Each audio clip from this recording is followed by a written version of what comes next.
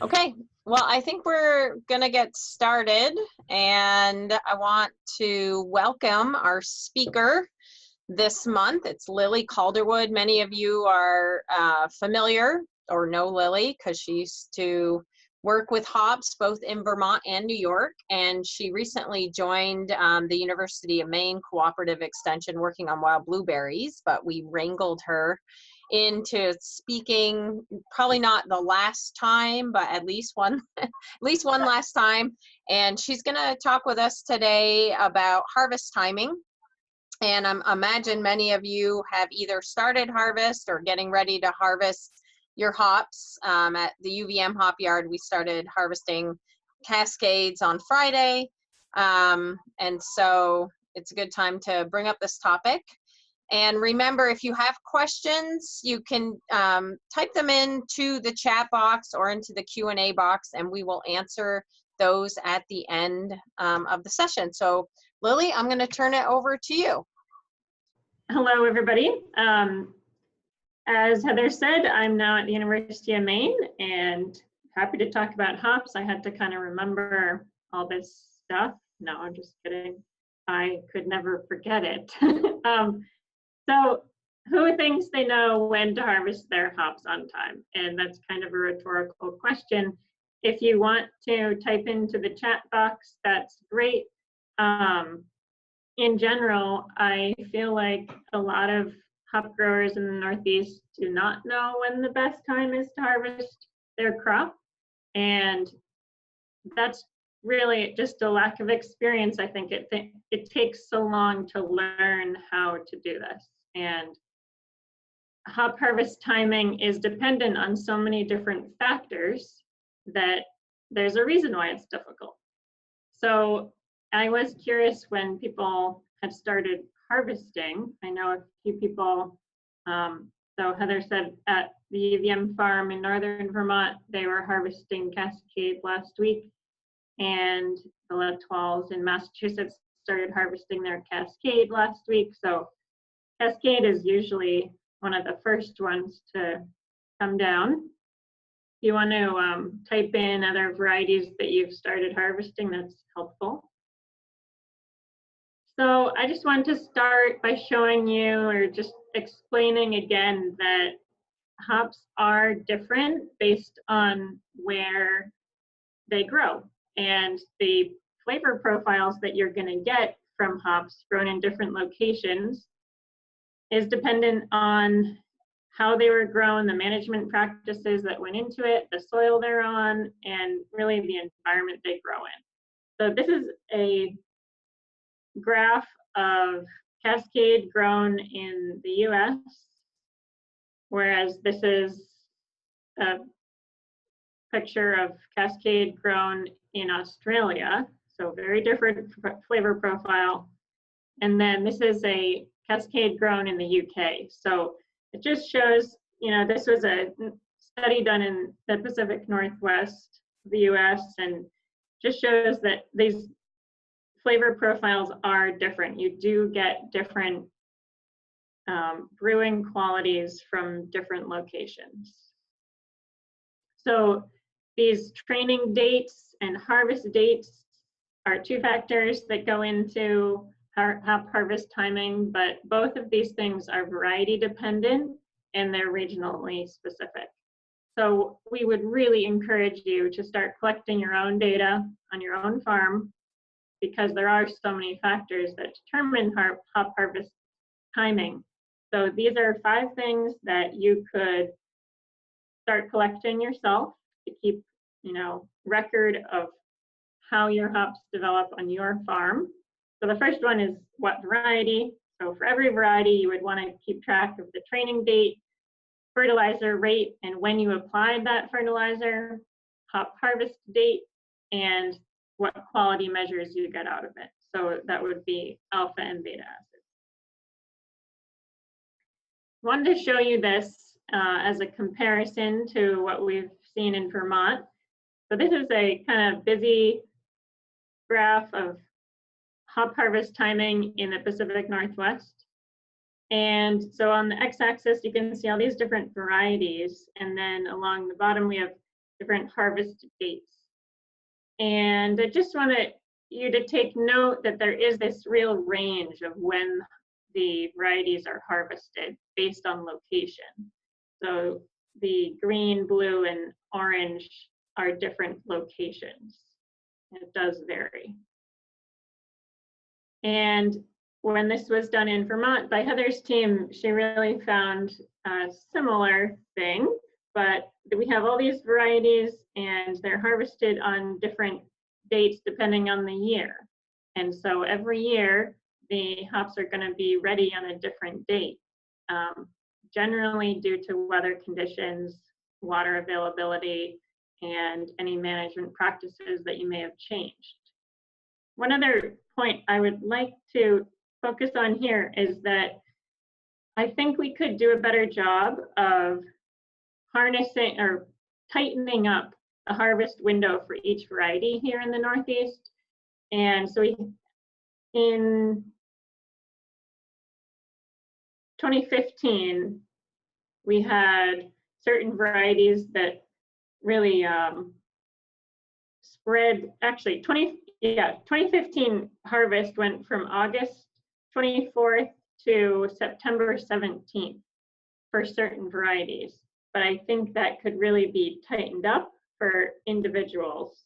And in the Pacific Northwest, their season, they're able to harvest from August 9th to October 8th, which is a whole extra month longer than we do here.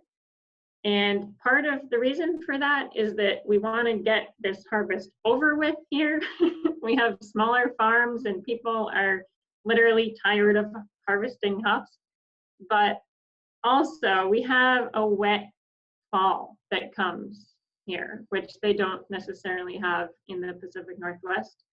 So our season, the diseases that start to show up on the hop cones really end our season.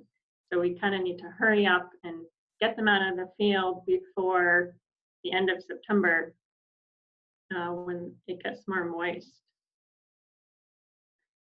So for us to understand when to harvest our hops, we first need to understand how the compounds in the hop cones develop and when they do that. So the first compounds to develop are alpha acids, and these are the bittering components of beer.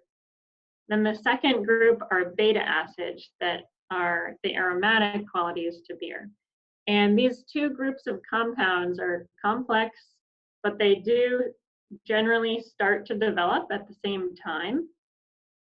However, the alpha acids will mature earlier than the beta acids.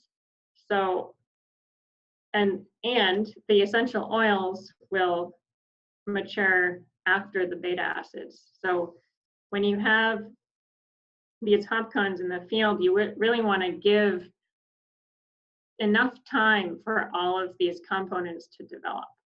And in general, I think that we're harvesting too early. So you want to wait for these things to develop to have high quality. This is a quote, it's a sentence from a journal article in the 1980s. I just want to impress upon you that this is not a new subject, not a new concept, but it's really important. And the sentence goes, because oil synthesis is slower than resin synthesis, the time of picking is important, especially if the hops are to be used for aroma purposes.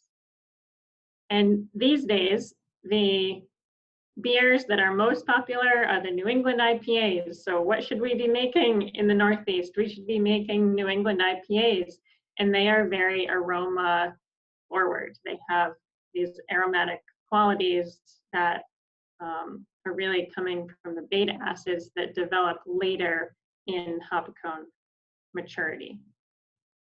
So how do we decide when to harvest? So we have several different tools available to us. The first is percent moisture testing. And the goal with harvest, with taking these measurements of percent moisture, are to harvest when your wet cones in the field are at 21 to 27% moisture. And that does vary by each variety. Your second goal is to process and store these cones at 8% moisture. So in the field, you're waiting for your hop cones to dry down to 21 to 27% moisture in the field. And then once they're at that point, you cut them down, you bring them into the barn or processing facility, and you want, in the drying process, in your oast, you want to get the hops down to 8% moisture. And 8% moisture is ideal. 7% moisture is better than 9% moisture. You do not want wet hops to be stored before pelletizing. And in general, the rule is that hops dry down about 1 to 2% each week. And that's a number from other parts of the country, so that may not be true here, but that's something to go on. And UVM has this great hop harvest moisture calculator that is still available to you online, and I really encourage you to use it. A second tool available to us is to test samples before harvesting. And this can be difficult because the labs are all over the place. You might not have one that can get you a result as quickly as you want, but many of the universities now in the Northeast have this service, and we really recommend doing it. It can get you the alpha and beta acid and essential oil levels that are in the field at that time. And that's helpful to, if you can talk to your brewer about what they're looking for, you can come to a decision on when to harvest. There are a few things that impact hop harvest dates, and the first is fertility. If you're applying too much nitrogen earlier in the season, in general, you're going to end up with a later harvest because the plant is still producing vegetative growth when it should have switched to reproductive growth. And on the flip side, if you have too little nitrogen applied earlier in the season, you may end up with an earlier harvest and not the full chemistry that the cones have a potential for. The secondary compounds, these alpha and beta acids, are built on carbon and nitrogen. So nitrogen is a building block for these compounds. Last year, at least, the typical for nitrogen application was 150 to 200 pounds of nitrogen per acre in the Northeast. And I know there's more research going on into that, but that's the general number. But again, the right fertility is going to be specific to your farm and soil type. The second factor that influences harvest date is your training date. So the date that you string and the date that you wind those binds around the string is very important because that starts the clock. When you train them, that determines when you're going to harvest them. And so the first part of the season until June 21st is the vegetative growth phase. Once the plant hits the top of the trellis, which should happen around June 21st to get the highest yield, then the plant switches into a reproductive phase, and that means it's producing cones, hop cones. Now, that switch happens for other reasons too. It's not only because it hit the top of the trellis. Hitting the top of the trellis means that the plant probably has the right number of nodes to switch into that reproductive phase, which I think is 17 nodes. They're also triggered by daylight and temperature. Now, the third tool that we have to determine harvest timing is sensory evaluation, which is really difficult, and I don't think we have a good handle on it. So it can be useful to build a relationship with the brewer. It's a great idea to get your brewer or a few brewers into the field with you to identify what flavor profiles they're looking for. That can be really helpful. But sometimes the brewers don't know either. They might not know what they are looking for in their quality result on paper or in the field. So a better way I would suggest you try is to look at the hop trichomes, which we are also known as lupulin glands. Hop plants have a few different types of lupulin glands. The one kind are on the leaves, and they are important for pest management. And these are lupulin glands. They're on the leaves, but higher concentrations of them are in the hop cones. We also have hop trichomes on the vine that help the plant grow up the string. And they get caught in your arm and they hurt a lot. Those are trichomes. They're all modified hairs of different sharpness. Then we have these cone trichomes. So inside every cone, we have trichomes that are called lupulin glands, and this is what they look like.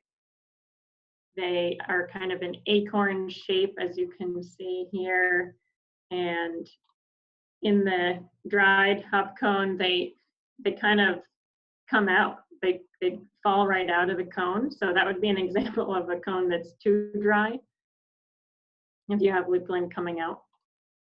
Okay, inside the hop cone, these discs, which are lupulin glands, they start out as a flat frisbee shaped thing. And it doesn't have, when they start out, they don't have any liquid in them, they're flat discs. And then as they develop, they become an acorn shape, full of liquid, full of all that good stuff that we want to harvest. So we do not want to harvest frisbees. We want to harvest acorn-shaped lupulin glands. And I'm going to show you a series of pictures here to help you understand what I mean. So these are all lupulin glands inside hop cone, and none of them are ready. These are not ready because they're not full.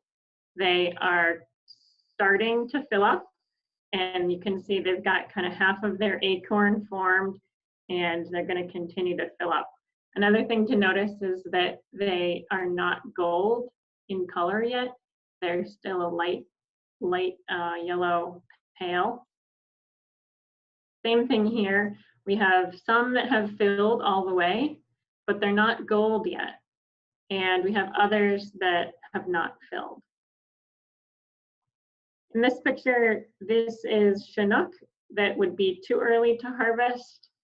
You can see just in general, looking at this image, it's too light in color. It's really kind of a pale yellow. We don't have that rich gold color yet. This is a centennial that has the color, but they're not quite full yet. They're really still pretty flat, and they don't have a full acorn shape. So this even has a little bit longer to go. And a little bit longer to go, I mean, check back in 4 to 5 days or check back in a week. And so yesterday, 4-Star Farms put this picture up on Instagram where they're saying all signs point to picking our Magnum tomorrow, which is today, Monday. So they're picking their Magnum today, and this is the picture that helps them decide that they would harvest. And you can see here that the lupulin glands are full, they're full of liquid, and they are gold. So how can you do this on the farm? Well, there are a few different ways. You don't need a lot of magnification. You can use a hand lens, but it can be difficult to hold it steady so that you can see the little lupulin glands. So if you have access to a dissecting microscope, that would be very helpful. county extension offices often have a microscope for people to use. You could ask them to check it out. And also some brewers will have a microscope. The microscopes that the brewers have are usually just to look at yeast, and those are a much smaller organism and much smaller than a lupulin gland. And so you want to use the lowest magnification you can if you're using a compound microscope that has a higher magnification. You want to use the lowest setting because you really want to see the whole cone. You don't want to look at only one lupulin gland. You want to look at many and look for an average, like, okay, most of this cone, 90% of these lupulin glands are full and they're gold. There will always be some that are not ready yet, but overall you can look and see, okay, on average, this cone looks ready. And in the same vein, you don't want to only look at one cone per variety. You want to take a good size sample. So from different plants, from different parts of that one variety, definitely look at one variety at a time to get a good understanding of when you might be ready to harvest that variety. So this picture shows a cone, you just split it in half, no fancy way. And you can look at it with the naked eye really and get a good sense right away that this is not ready yet. There's still too pale yellow. And then when you look closer, you'll see they're really not full yet. Here you can see cascade on the top and nugget on the bottom. The cascade is really still a very pale yellow, and the nugget is getting there. Something I have noticed, there's a variation between varieties on how gold they're going to get. So cascade is one that doesn't get as gold, but you can still look to see if the lupulin glands are full.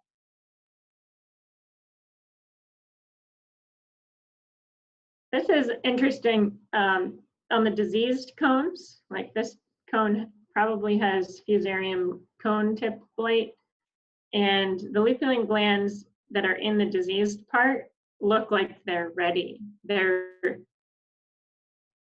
very gold, whereas the other ones and the healthy part of the cone are not there yet. It's interesting. Maybe it's some sort of defense. Cheetos. Cheetos. So people say your cones are ready when they start to smell like cheese, or some brewers would say so. Well, the reality is that you don't actually want to. I like Cheetos, but you don't really want to eat a hop cone that's Cheetos. You want to let the hop cones get to the point where they start to smell like Cheetos and harvest them right then. And that can be hard to do if you have a lot of hops. So it's just something to keep an eye on. Your sensory cues are helpful. I don't want you to shut them out, but if you can look at the lupulin glands in addition to getting your senses acquainted to different ripening stages, that would be good. And it's a really good question. Does your brewer like Cheetos? Is that what they want? Maybe it is. So leave them on the vine for a little longer, let them ripen up, and harvest them when the brewer thinks they're ready. So just a reminder, this is a flat disc on top, and then the next one down is filling up, not ready yet. And then that one is getting a little more glistening. It's shiny, and it's almost ready. Just one more picture. And there are diseases that could trigger you to harvest earlier than you might expect. And if you have a lot of downy mildew on your hop cones, you may consider harvesting before your lupulin glands are full and ready, because appearance does make a difference. If you're pelletizing your hop cones, it might not make as big of a difference, but people do appreciate clean hop cones. This is alternaria on hop cones. So these diseases that are on the cones do dry out the cone quickly, and they may dry out the cone quicker than the chemistry can develop. Okay, so the question is this cone ready or not? And it is not ready. But good luck, and I hope you have a good harvest. Thanks so much. Great. Can you hear me, Lily? Yeah. Oh, yay. Thank you, Lily. That was really great. We really appreciate it. I think it's perfect timing. Now, can you describe to people why that is not ready to harvest if they didn't guess that it wasn't ready? Yeah, it looks a little too yellow to me. Non-Cheeto. Not Cheeto.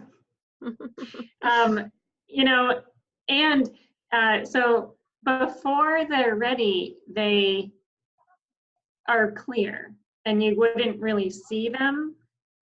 When you split open a hop cone, you don't see all the lupulin glands that are there because a lot of them are clear, but once they turn yellow, you'll start to see more and more of them. Great. So if people have questions, please type them into the chat box or the Q&A box. We have some time for questions. As you're thinking about the questions you want to ask, I'm going to put up the quick poll. So please be answering the poll. We're trying to figure out what you're learning from our webinar series. So we appreciate your help with that. And again, please remember, if you have ideas for webinar topics, please shoot them our way by email, or you can type them in the chat box. We will have one more webinar in September. We haven't decided on a topic yet, although I'm thinking that we might want to learn a little more about viruses and virus testing. That seems to be coming up for people, or we keep getting a bunch of questions about that. But if you have other ideas, please let us know. And we have a couple of questions, Lily. Here's one that says, I've read that when you tear a cone open, it should split down the middle. Splitting down the middle is a sign that it's not ready yet. Is there any truth to that?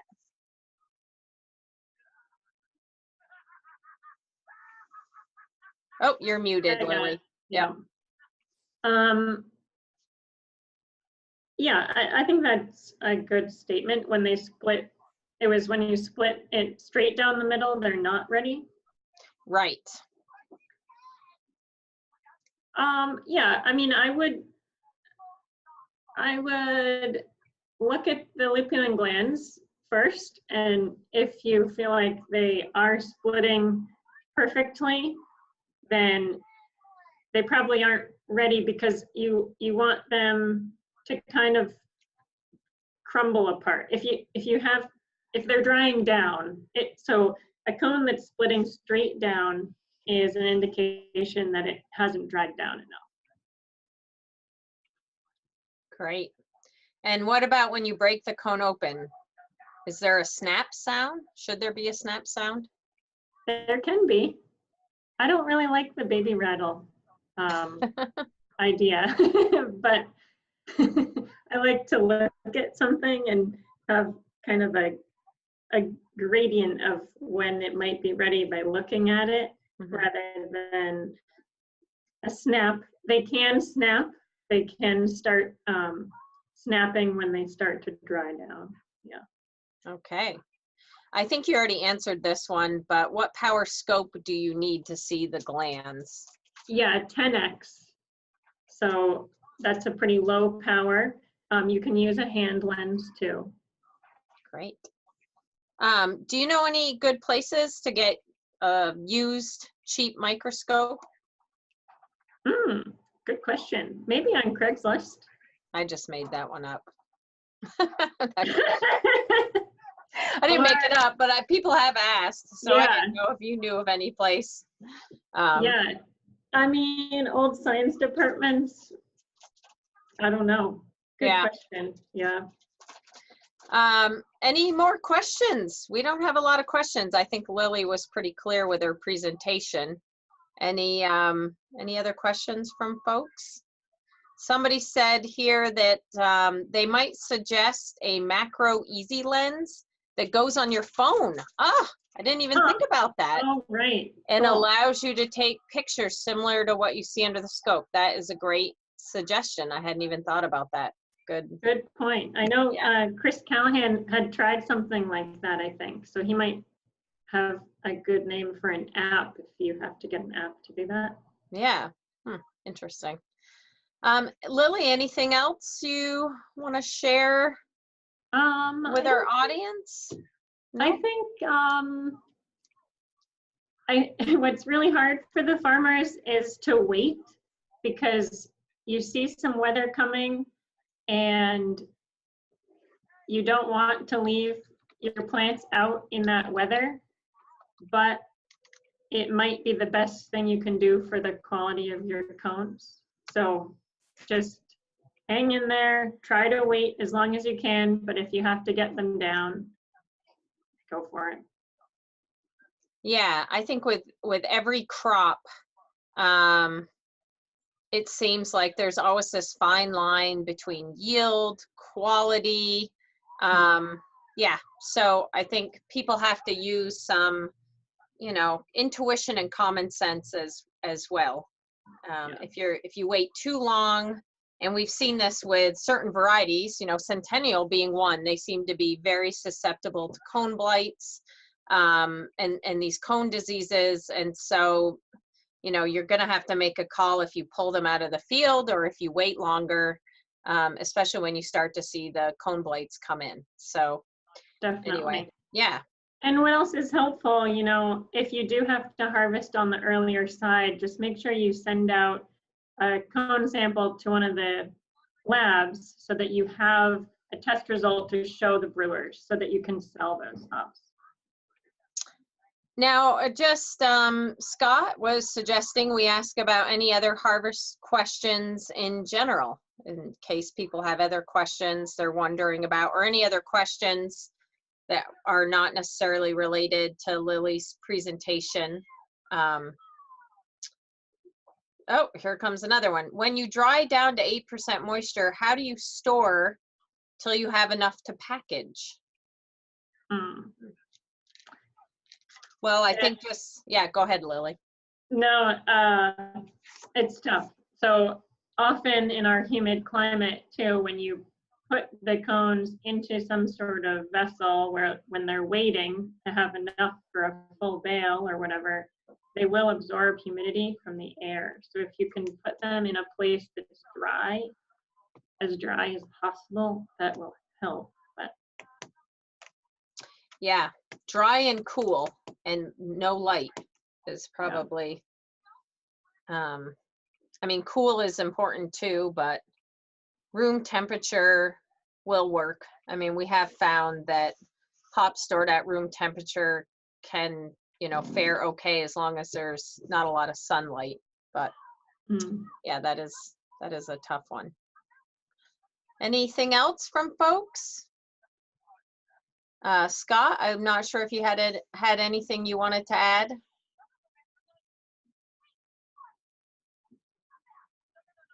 He's still muted. Could be talking, but oh, there he is.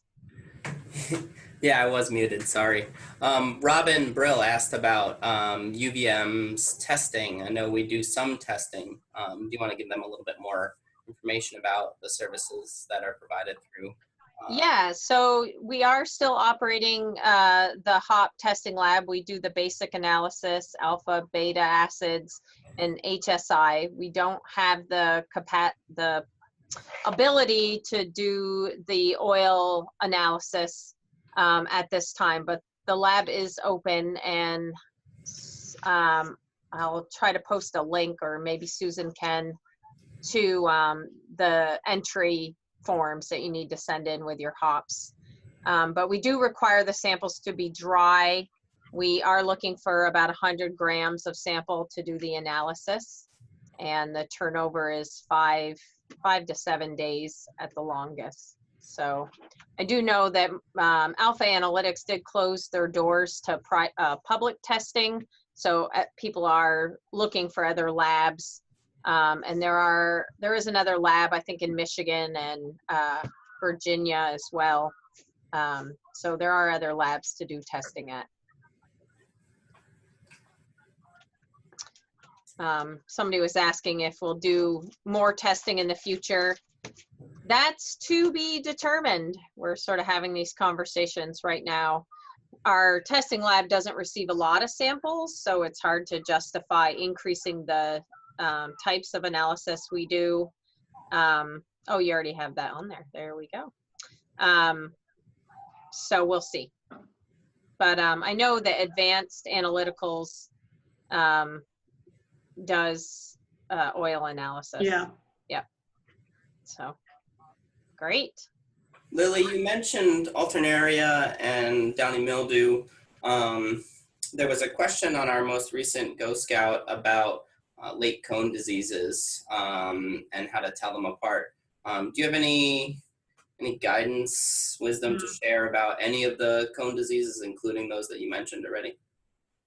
I mean, it seems like the management for a lot of them is pretty similar, but in terms of organic production. But in terms of identification, the downy mildew is a really dark brown color, and the fusarium tip blight is really just the tip of the cone. And that's really common. I feel like that's becoming more and more common, but I don't work with as many hop growers anymore, so I'm not sure.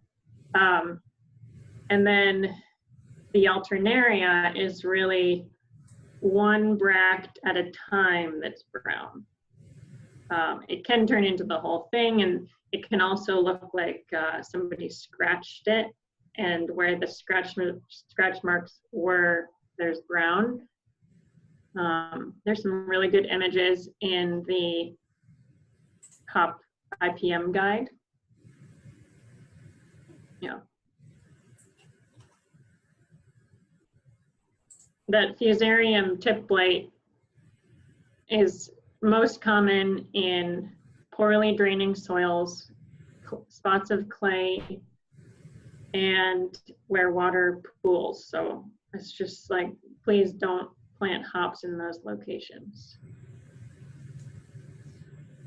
Yeah, and it's interesting.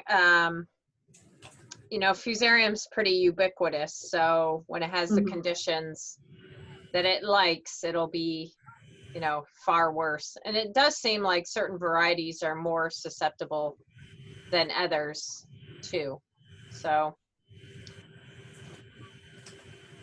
all right. Well, unless there's any further questions, I think that concludes our Hop Power Hour for this week. Well, I do have another question from Scott. from the Go Scout. Lily, I'm wondering if you kind Say that again, you were muted for a sec. Oh, sorry about that. So the grower says, this is our second year and our plants grew tall and have cones, but do not have many side arms. Do you have any ideas why this would be the case?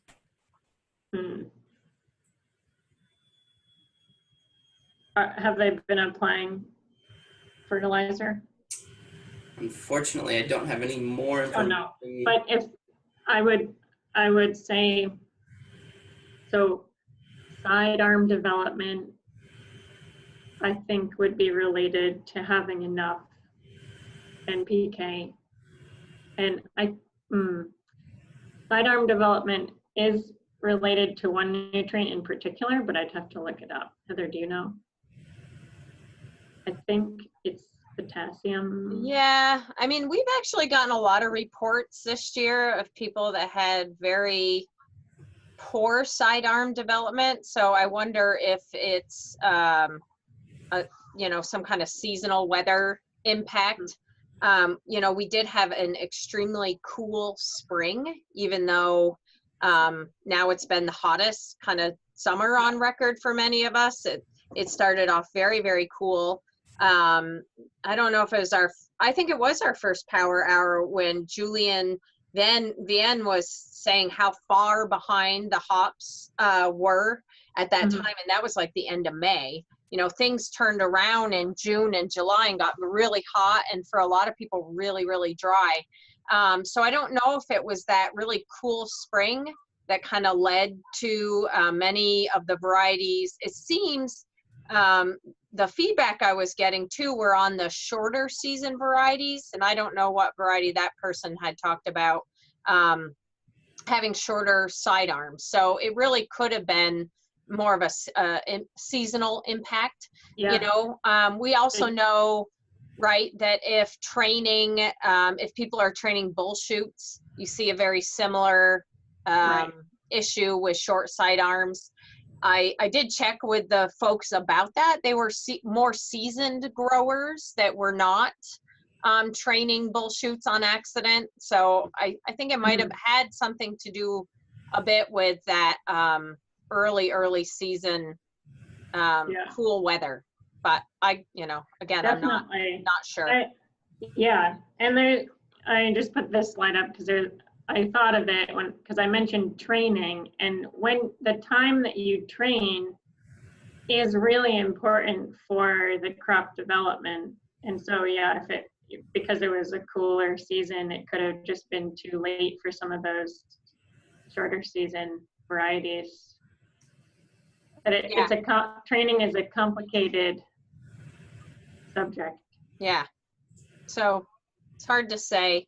I mean, with dry weather too, I think a lot of people are irrigating, hopefully. So, you know, nutrient availability, you know, obviously can become an issue when it's really dry. Yeah. It was really dry here in Maine too. And I did hear from one hop grower that they just couldn't water enough. Like their irrigation was on all the time. They're trying to irrigate and they just can't. There's nothing like a good rain. Yeah, I know. It is kind of crazy. Okay, well, this has been an interesting conversation. Scott? Oh, I see you put any last minute questions. Yeah. Any more questions from you, Scott? That does it from our Girl Scout audience. Great. All right. Well, Lily, thank you so much. Oh, you're welcome. Thanks Really appreciate it. And thanks everybody for attending, and we'll hopefully see you next month. I'm ending the meeting. Bye-bye. Thank you, Heather. Bye. Bye. Thank you, Lily.